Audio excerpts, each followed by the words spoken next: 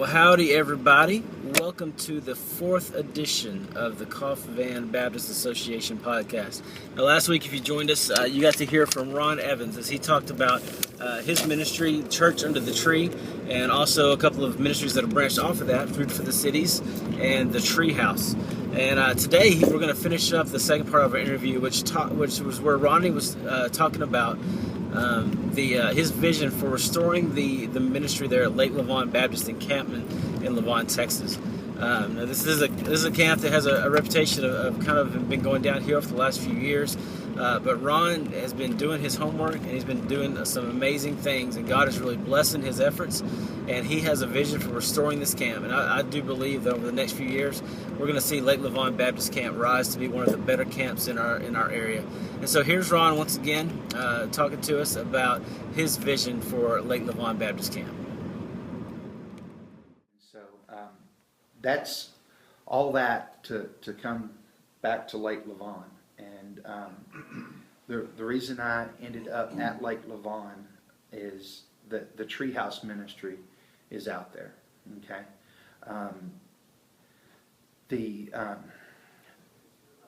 the board came to me and said that they had some problems, and they were looking for someone to step in as interim leadership of the camp. Well, I had 8 men that I'd sat across the table from and promised them that I would do everything I could to help them walk in their walk and to get their lives back in the right track and headed in the right direction. And so as I began praying about it, it just became very clear to me that this was a void that I was supposed to fill. I accepted that with the board when they asked me, and began the process. As the process continued, it became very clear that more permanent leadership was needed immediately rather than later.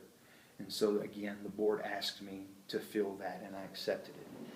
As we go forward with Lake Lavon, everybody knows that there's been problems with the facilities and the deterioration of the facilities and those types of things. We are working very diligently to get those things righted. One of the things that we're working on in that is that we filed a insurance claim on our buildings. I originally filed it on just 2 buildings. Insurance adjuster came back and said there is significant damage on most of your buildings here. And I just got a text message from Matt, which is my guy on the ground at the encampment, that is a check to begin our process of replacing all of the roofs on our buildings there. The second thing that we found out, which is very significant, is that we have major foundation issues. I have one bid that just came in, and I was sharing that with a few of you guys, $255,000 to fix the foundations there. And so there's significant problems, but there is also a renewed excitement about the camp. December, one of the gentlemen that stayed on with us has been there. He's 50 years old. He's been there since he was 18. He's the maintenance guy. And he told me this December, we had the busiest December that he's ever seen at the camp. And we are booking new retreats, new activities every single week. New people are coming in. I expect us to do well this year. In that, we're going to be making changes. I've been going and visiting several of the camps throughout Texas and getting ideas on remodeling ideas on what our camp should look like. Game ideas. I found several game ideas that I found several game ideas that are very inexpensive to build, that kids just absolutely love. And so if you visit the camp anytime probably after about May or so, you're going to see a lot of those new activities that kids can do that they've never had the opportunity to do before. Last Last week I met with the lake manager of Lake Lavon, which is the part of the Corps of Engineers. And I'm writing a proposal now to him to have the opportunity. Lake Lavon Camp is situated as such that it is surrounded on 3 sides by Corps land. Okay, and everybody's wanted to know, why can we never use the lake? That's part of the problem, is it's surrounded by Corps land. Okay, and I don't know why that we weren't allowed to use the lake. My conversation with the lake manager is, use it all you want. We don't care. We want you to use our lake. Okay, great. We're going to start that. I'm going to the insurance company after this is all done, and I'm going to find out how much the extra rider is to cover the lake insurance on us, and we're going to start using the lake. I've written a proposal to him for us to build a dock and a boat ramp so that we have our own boat ramp right there at the camp property and a dock that we can use. We are also working on a proposal to where everybody knows the little pond that's out there, is it never stays full, okay? And it's never about more than, well, on me anyway, some guys it may be different, just above knee deep. It may be waist deep in some areas. It may get a little deeper. But what we're going to propose to them, and we also have to go through the North Texas Municipal Water District, and that is to run a line from the lake into the pond to keep the pond full. And then we will run another line. We'll have a certain height that we will keep it at. We'll run another line that dumps that water back into the lake if it gets too full. And so hopefully we'll keep it at a constant level, and we'll be able to then go in with permission from the Corps. When we find that that's their land, we'll go in and we'll landscape around the lake. We'll make it look nice. We'll build new facilities around the lake so that it's more eye-appealing. We've talked about maybe even going and excavating it out a little bit deeper and putting in like a trapeze dive. Have you guys seen those diving trapeze for kids? They swing out and let go, and they splash into the pond. We've talked about that. We've also talked about the 10 to 12 acres that are on the other side of the encampment, and going in there and building in an outdoor learning center. An outdoor learning center gives us a lot of more opportunities to do other things with more than just our church groups, because I think part of the mission for Lake Lavon should not be, we should love our church groups as deeply as possible and give them every opportunity. We've kind of developed a slogan of refuge and growth. We're a place of refuge and growth where groups can come and take refuge from the world and grow in their relationship with Jesus, okay? But I think we should also be evangelistic to a point. Well, how do you be evangelistic when you're a church camp? Well, there's 2 things that I've come up with so far. One of them is an outdoor learning center. That outdoor learning center is an opportunity for us to reach out to the school districts. The school districts can come in and use it to do where the teachers can take real outdoor activities and put them right alongside their teaching curriculum and use it in that way. The other one is that we would partner with some of the homeless shelters down in the Dallas area and in and around. There's a few there in Collin County also. Partner there with them where we can take kids, because there's homeless kids too, kids and students that are homeless with their families right at the moment. Partner them with a church. In turn, they will partner one of their students with that one, and we give these kids a free week of camp where they can come to camp, they can get away from the situation that their family is in. You know, I don't know if anybody in this room has ever been homeless, but I have been. And fortunately, I was not homeless at a time when I had kids.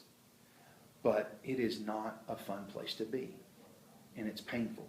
And I cannot imagine being a kid and being in that situation.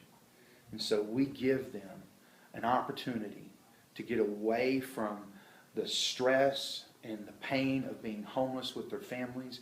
We give them a week of camp, free of charge. We partner them with the church, and through that and some funding that I'm finding in other places, we give them a free week of camp. It also gives our students that are in our churches an opportunity to live out their faith in ministering to and loving on someone else who's in a bad situation. And so they have this free week of camp that they can go back, and it can give them a renewed excitement about their lives. You know, there's no telling what can happen as far as salvation goes and what that kid can go on to be later in his life or her life. And so that's just a very small part of what we're trying to do. We're going through a rebuilding and remodeling process. You're going to see significant changes to our dorms.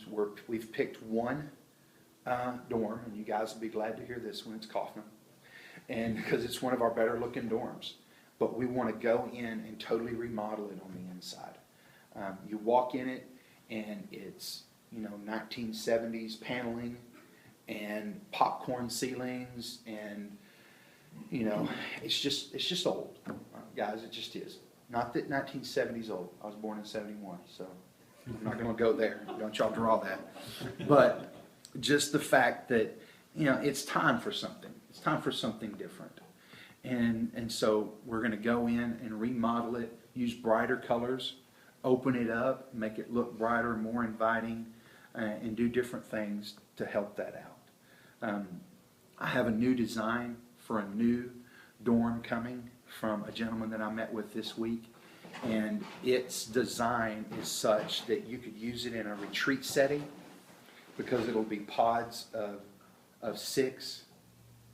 6 people would sleep in this one pod, and then it's 4 pods along, but then there's doors between them where you open it up and you can see all the way down it. And then during retreat season, it's 6.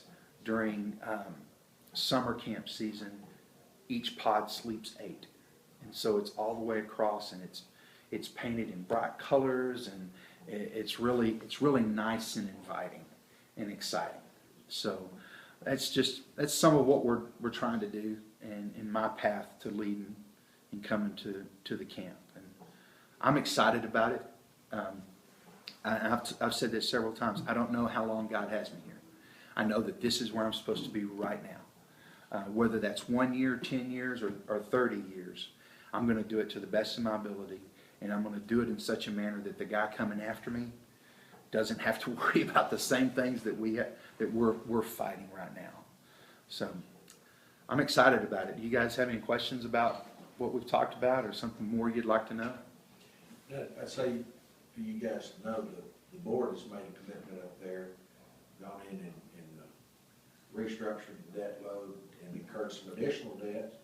We're able to do it in such a way we're actually lowered our payment because of interest rates and stuff. So there is some operating capital, Yes, sir. for the time being, and some funds to begin some of this remodeling and stuff. So it's not, one of these days, if we ever get some money, then we're going to do this. We've actually, we can't do everything, but we can start making some differences. So, And we're going to pick some significant changes and work on those, and do those very well, so that they're long lasting. I don't want to just go in and change things just to be changing them to make a lot of people happy. We'll end up with things that are, Leighton says it really good. He says, I don't want to go in and put lipstick and rouge on a pig. We want to go in and really do something really nice that you guys are going to be proud of and excited to take your kids to.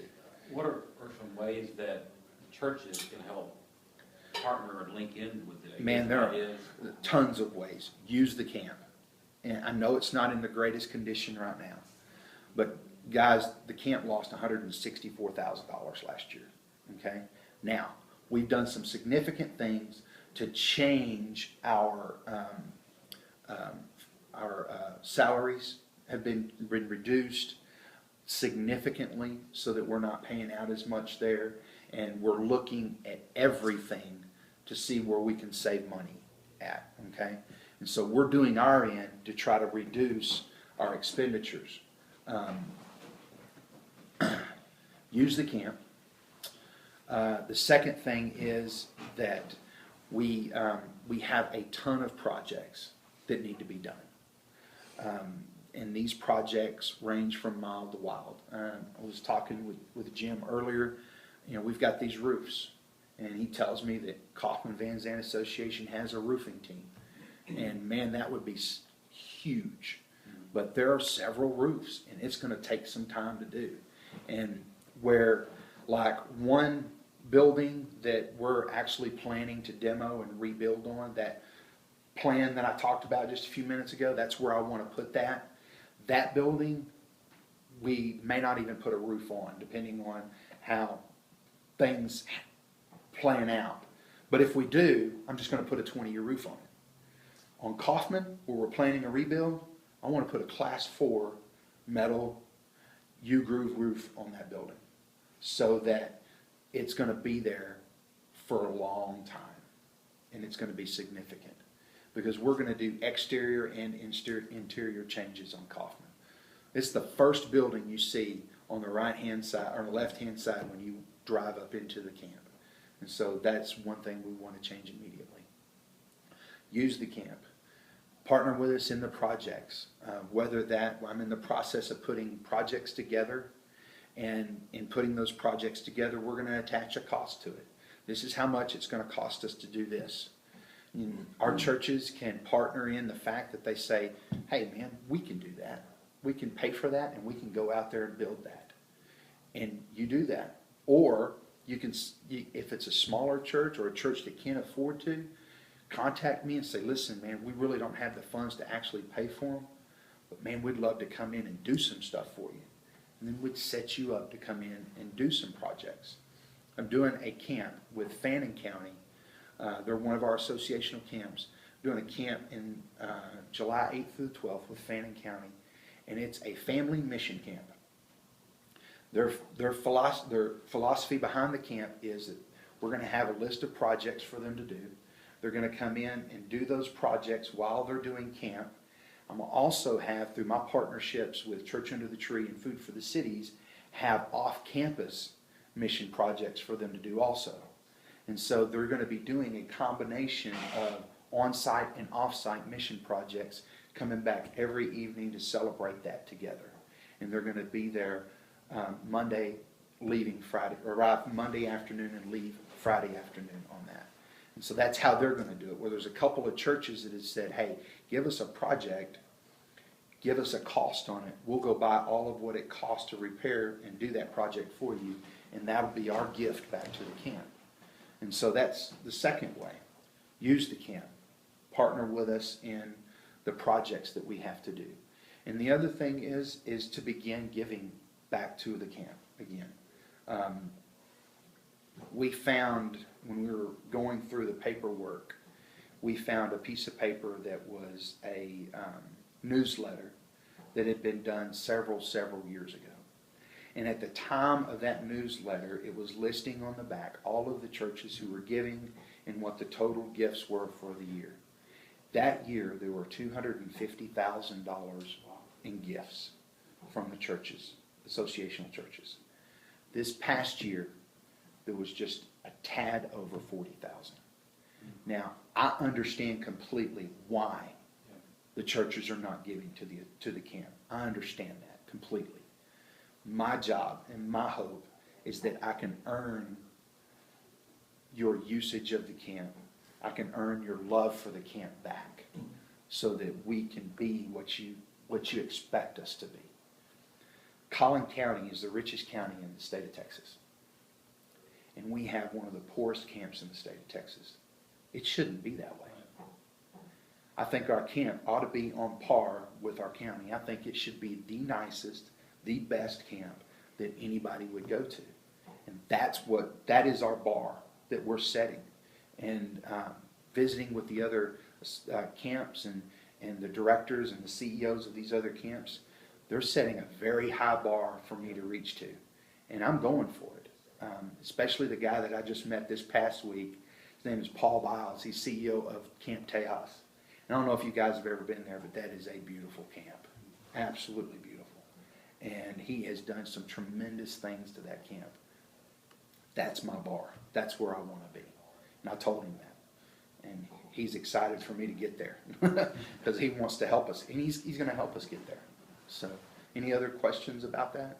So 3 things. 1, use the camp. 2, partner with us in our projects. And 3, when you guys can, to begin to give back to the camp so that we can use $250,000. If we got back to that, that would more than cover all the salaries at the camp. So we wouldn't have to worry about that. We can just do our jobs. But now we're going to have to take out of the people that are using the camp to be able to hit those numbers. So that would help tremendously. Any other questions? One other thing, another way to help that I didn't mention is a partnership, an intern partnership. We cannot afford to pay interns right now. We just can't. But we can give them a free place to stay over the summer, okay?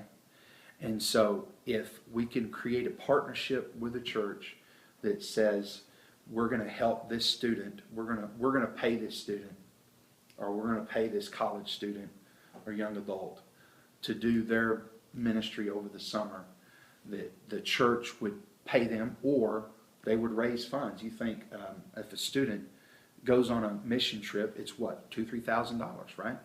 Okay. Well, let's raise funds for $2,000-$3,000 so that that student has all of their expenses taken care of for the summer, but their mission trip is Lake Lavon Baptist Encampment, and they're helping us rebuild a camp. I've got one guy that's a teacher. He's not going to take any pay from me. He refuses to, but he's going to take his entire summer off, and he's very handy. He's going to come out there and he's going to live at the camp from the time he gets out of school till he has to go back and begin the process of getting ready to teach again. And he's going to help us all summer long. And so that's the 4th way that churches can help, whether it's helping a student raise the funds or actually paying the student, helping to pay the student to come out and spend the summer with us to work. All right. Well, thanks for sticking with us. Last couple of weeks, you've gotten to hear a little bit of Ron Evans' heart for his ministries for both Church Under the Tree and Lake Lavon. And so anyway, I hope you're as excited about it as I am and as many of the youth pastors here at the KVBA Association are. And we just look forward to some great things happening out at Lake Lavon Baptist Camp, and are excited about how we can be a part of that. If you would like to partner with Ron on either of these ministries, Church Under the Tree, Food for the Cities, the Treehouse, or Lake Lavon Baptist Camp, the information for how to contact him is there at the bottom of your screen. I encourage you to talk with him and see how you can be a part. He's always excited to have other people join him in the ministries that God has called them to, and you will not regret it. I've personally been able to take my teenagers to be a part of Church Under the Tree, and it's just a great experience for everyone. So I want to encourage you to get in touch with Ron.